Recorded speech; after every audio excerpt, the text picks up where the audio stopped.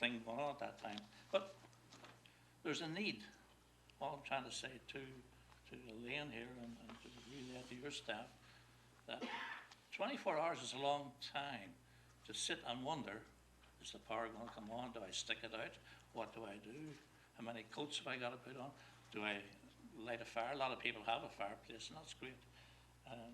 But 24 hours, going into 48 hours, that's a long time to be wondering what to do. Now, whether the emergency plan you have covers all that, but to me, there's an immediate need to get a message out to the public, how to advise them on that.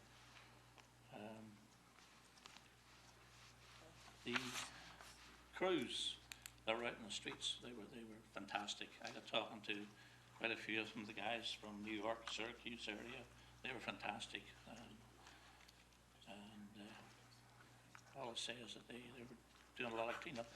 Now I'm coming up to my questions. I hope so, because yes, the public question period. I knew you were, I can tell by how you're looking at me, Madam Mayor. Help us, yes, get through that, because as I said, my first question is, what happens to people, what happens to the public who have damaged trees on their property, on their own personal property, backyard, even front yard, and after the crew has came around and done the cleanup and taken a lot of these branches, and some of the parking lots are starting to look like a forestry camp of the broken stuff. What happens to the public if you have broken trees in their property? They start cutting it down, and now they place it on the boulevard. Who's going to pay for taking that away? Should they be doing that? Put it on the boulevard? I know we're allowed to put some little branches if they're cut into the proper size. We're allowed to do that, but these are trunks of trees, you know, like 12-inch diameter. So that's happening. So your question has happened, and is going to happen. Okay. So I guess that question's going to... Do you have another one, George? So yes, I do. Okay, carry on, yes, and then we'll get the answer. In the 2014 budget, there was $2.1 million set aside, a one-time expenditure towards the emerald ash borer tree. Now, a lot of the emerald ash trees have been chopped down. The crews have come around and they're gone. Now, will that, I think a question came up from John there, will that 2.1 million go into the kitty, the fund, towards the damage that was done? John, do you want to answer the redeployment of resources and the council's subsequent decisions on? It's not only 2.1 million, there's other percentages here mentioned here as well. There were dollars set aside that wouldn't even begin to handle the entire magnitude of the emerald ash borer destruction. So whatever I'm sure these funds will be deployed to deal with that, but I'll let the city manager. Oh, I know you guys look into it, but my question is, I'm bringing it up at this point in time.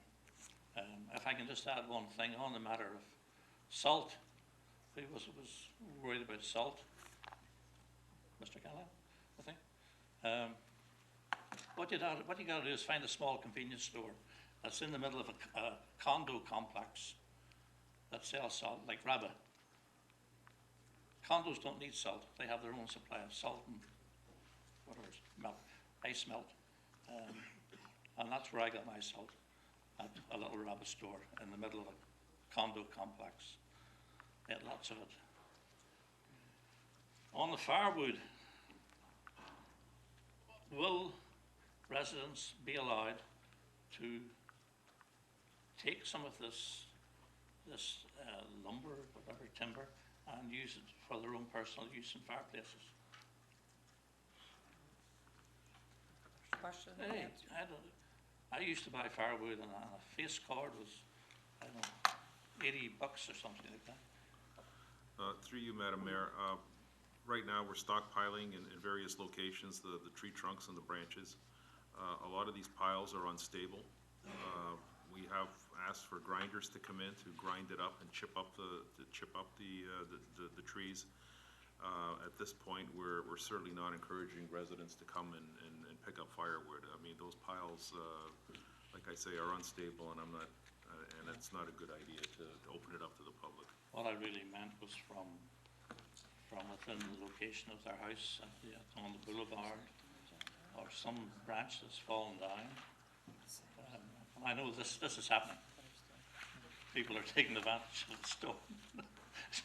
Well, certainly, we're not gonna be charging people with pilfering, wood off the street, so. But you're not going to encourage them either to try and help relieve the efforts. No.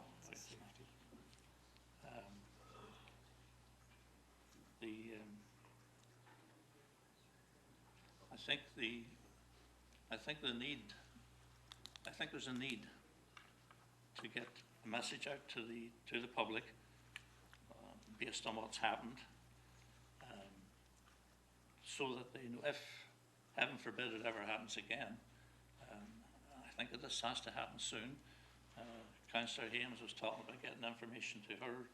Well, actually, I'm one of her constituents, on how long it's going to take and that.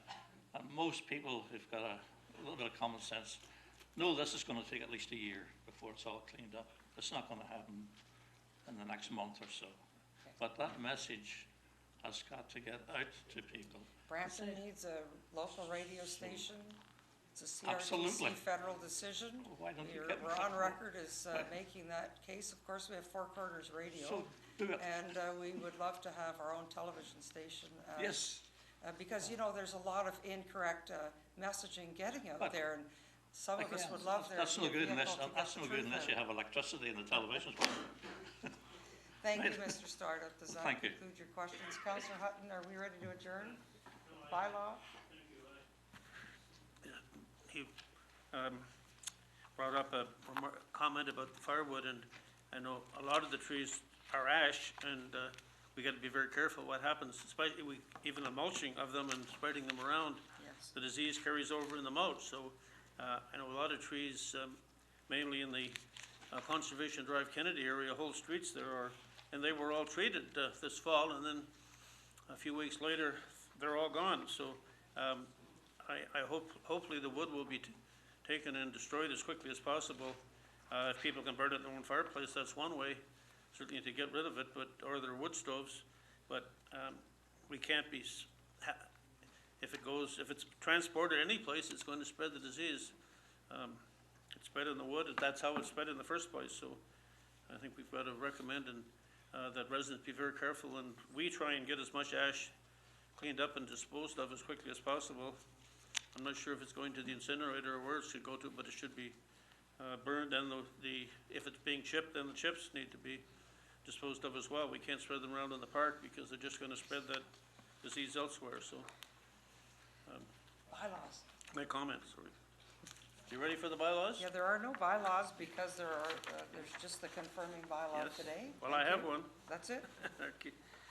It's moved by myself and seconded by Councillor Gibson that following bylaws before council at its special meeting of January 8th, 2014 be given the required number of readings taken by the mayor and the city clerk and the corporate seal affixed thereto. To confirm the proceedings of the special council meeting held on January 8th, 2014. All those in favor of the bylaw? Motion to adjourn, all those in favor? Thank you, that's carried. Thank you, council, for coming in today.